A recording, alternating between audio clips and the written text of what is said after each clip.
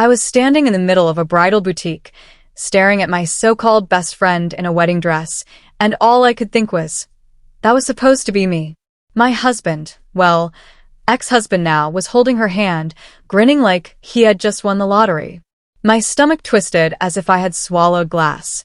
I smiled tightly, because if they knew what I had planned for their perfect wedding day, they would have never invited me.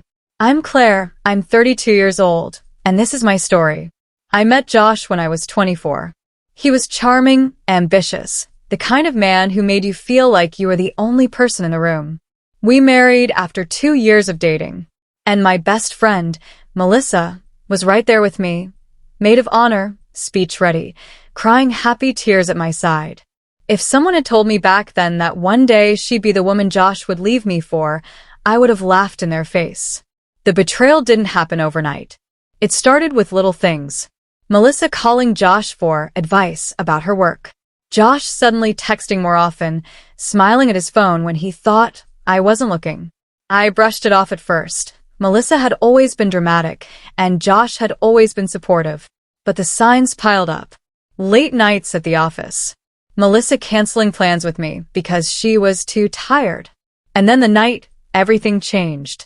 Josh came home smelling like perfume that wasn't mine. He didn't even try to hide it.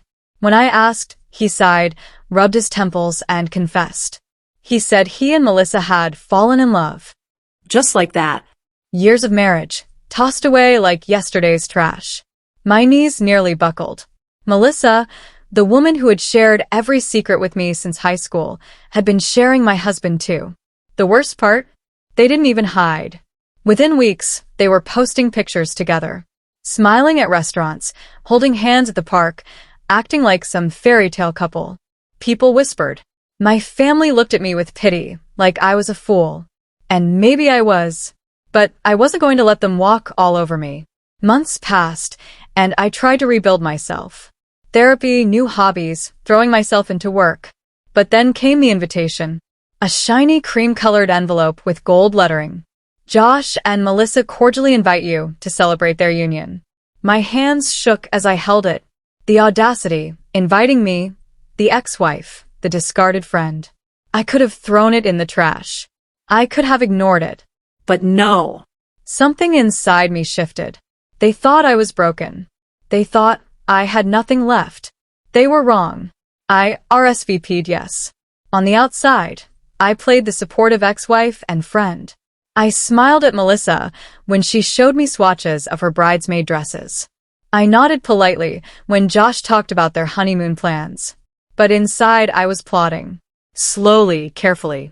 Because if Melissa thought she was walking down that aisle with Josh, she had another thing coming. The closer the wedding got, the more reckless they became. Melissa bragged about the expensive venue Josh had booked. She talked about the photographer, the flowers, the custom cake. She wanted the world to see her dream wedding. And all I could think was, dreams have a way of turning into nightmares. By the way, let me know in the comments where you're watching from. I'd love to know. I started gathering information quietly. I knew Melissa better than anyone. I knew her fears, her secrets, the skeletons she thought she had buried. And I also knew Josh. His weaknesses, his lies, the things he'd never want her family to find out. They thought I was harmless. But they had forgotten who I was before all this. I wasn't just a wife. I wasn't just a friend. I was a woman scorned, and that makes me dangerous. The rehearsal dinner was the first test. Melissa floated around in her white dress, glowing like a queen. Josh couldn't keep his hands off her.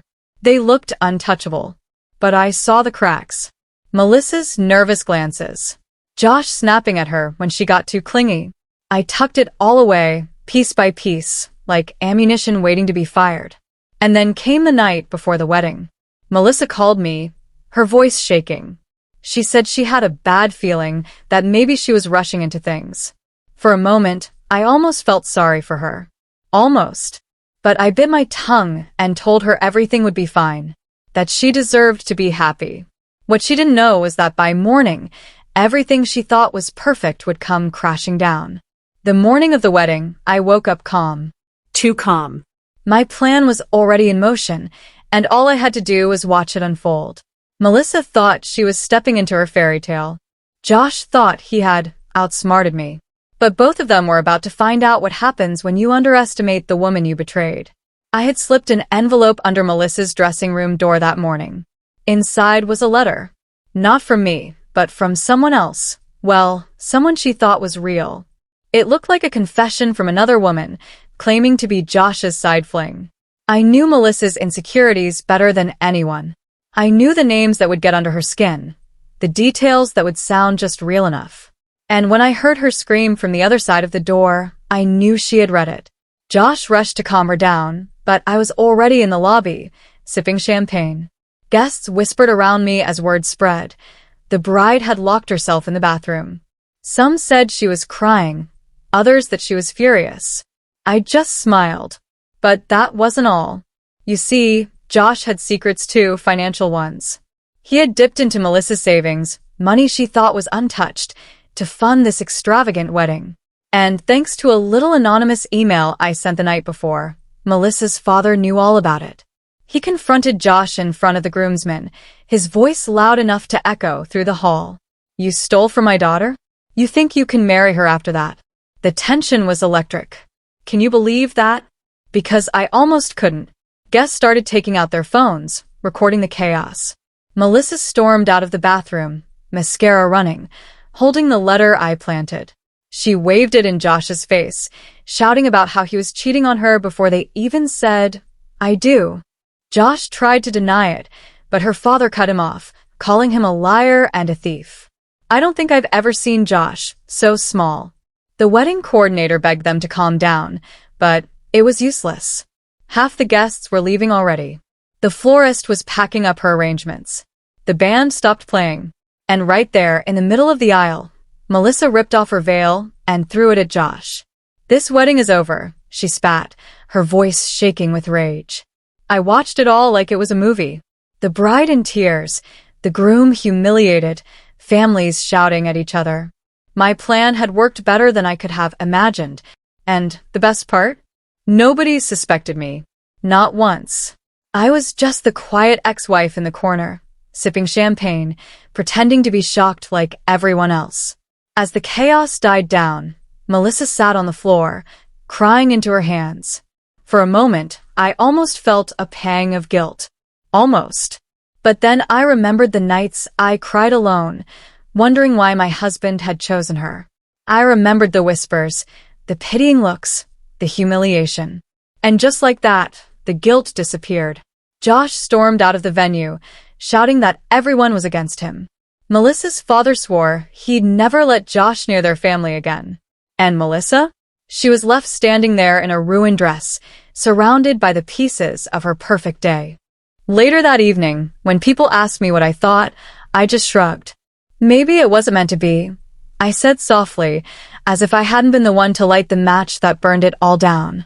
Revenge doesn't always come with fire or screaming. Sometimes it's quiet, precise.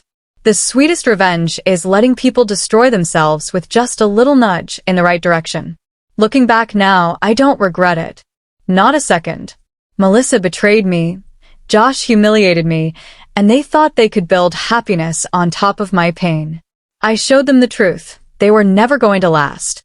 If you enjoyed this story, make sure to hit subscribe, and if you are ready for another dramatic story, click this video right here.